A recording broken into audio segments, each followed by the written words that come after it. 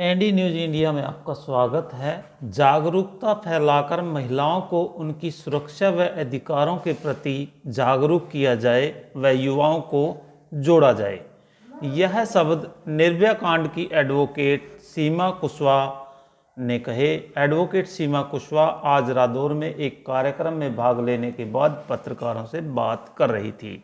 उन्होंने कहा कि निर्भया कांड को जीतने के कारण लोग उन्हें सम्मानित भी करते हैं और लोगों में आभास होता है कि वह उनकी बेटियों या देश की 49% महिलाओं की आवाज़ बनेगी।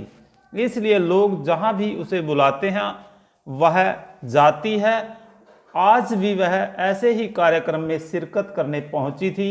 उन्होंने कहा कि देश के अंदर दो बड़ी समस्याएं हैं, एक सामाजिक समस्या है तो दूसरी लॉ एंड ऑर्डर फेलियर होने की है।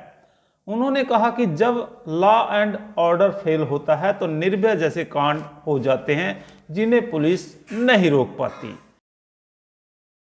पर एक अंबेडकर क्रांति मिशन ऑर्गेनाइजेशन है, उसके जो साथीगण हैं उन लोगों ने ये आयोजन किया जिसमें मुझे मुख्य अतिथि के रूप में इनवाइट किया था। और बेसिकली जहाँ पर भी हमारे इस तरीके के कार्यक्रम होते हैं वो उन कार्यक्रमों का जो उद्देश्य है वो देश में महिलाओं की सुरक्षा, उनकी स्वतंत्रता, उनकी डिग्निटी की जो फाइट मैं कर रही हूँ उन्हीं को लेकर के होता है। तो उस कार्यक्रम के आयोजन का भी यही पर्पज़ था।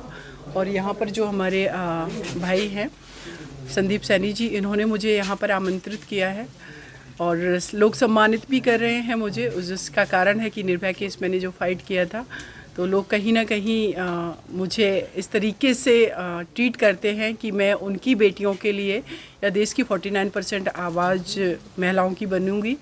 तो इसलिए लोग जब सम्मानित करते हैं तो मैं हरियाणा राज्य हो या जहाँ पर भी बुलाते हैं वहाँ जाती हूँ। तो इस यहाँ आने का पर्पज़ मेरा यही था कि महिलाओं की सेफ्टी सिक्योरिटी को लेकर के जागरूकता फैलाई जाए, उस पर अपने साथ देश के यूथ को कनेक्ट किया जाए और महिलाओं को भी क्या क्या उनके अधिकार है उनसे अवगत कराया जाए। देखिए, ऐसी दो बहुत बड़ी समस्याएं हैं इस देश के अंदर। एक है सामाजिक समस्या और एक है लॉ एंड ऑर्डर की फेलियर। लॉ एंड ऑर्डर जब फेल होता है तो इस तरीके के क्राइम हो जाते हैं, पुलिस नहीं रोक पाती है, ये लॉ एंड ऑर्डर की समस्या है। उसके बाद जब ये क्राइम हो गया तो प्रॉपर टाइम में एफआईआर नहीं होना, प्रॉपर टाइम में चार्जशीट फाइल नहीं होना और निर्णय जो हैं वो 7, 8, 10, 15 साल तक पेंडिंग पड़े रहते हैं, नहीं आते हैं, जिससे जो क्राइम रुके। लॉ एंड ऑर्डर का लोगों में डर है तो डर पैदा नहीं होता है, क्योंकि लोगों को लगता है कि लॉ एंड ऑर्डर का फेलियर है, जुडिशरी में एक बार केस चला गया तो कोई दिक्कत नहीं, हम बेल पर छूट जाएंगे क्राइम करने के बाद और उसके बाद 10-15 साल तक केस चलेगा। लोगों में डर नहीं है, ये एक बहुत बड़ा कारण है। दूसरा उससे भी ज़्यादा इम्पॉर्टेंट है, वो ये है कि हमारे देश के अंदर जो 49% महिलाओं की आबादी है, इनकी भागीदारी हर जगह पर नहीं है। हमने अभी भी अपने देश में महिलाओं को 4 दीवारी में कैद करके रखा हुआ है। कभी हम उनको घर की इज्जत के नाम पर कैद करके रखते हैं, कभी हम ये कह करके कैद रखते हैं कि बाहर असुरक्षा का माहौल है। लेकिन ये असुरक्षा जो है उनको किससे है?